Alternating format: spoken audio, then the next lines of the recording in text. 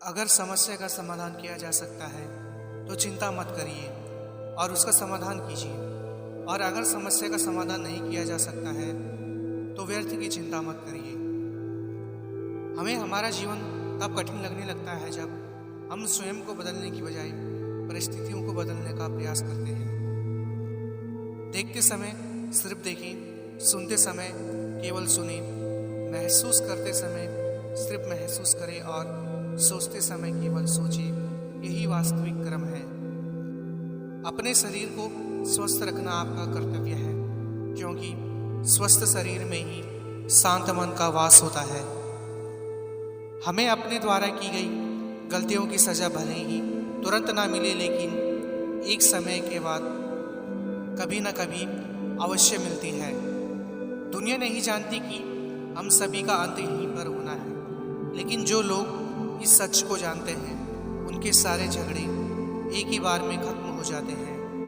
दुनिया में कोई भी चीज कितनी भी कीमती क्यों ना हो, लेकिन नींद, आनंद और शांति से कीमती कुछ भी नहीं।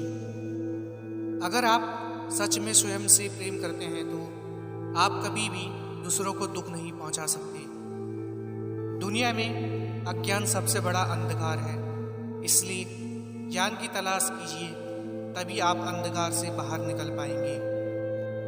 जब आपका अंधविश्वास आपकी शिक्षा पर हावी होने लगे तो समझ लीजिए आप मानसिक गुलाम बन रहे हैं। अतीत में ध्यान केंद्रित मत करिए और ना ही भविष्य के लिए सपना देखिए, बल्कि अपने दिमाग को वर्तमान क्षण में केंद्रित करिए।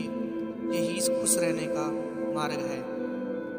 हमारी इच्छाएं हमारे सभी दुखों का कारण है, इसलिए अगर इच्छाओं को मार दिया जाए तो सभी दुखों का अंत हो।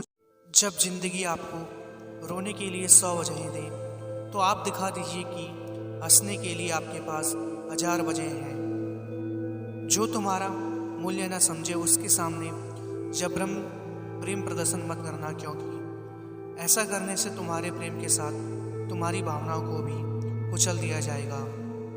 मरने का डर जीने के डर से पैदा होता है।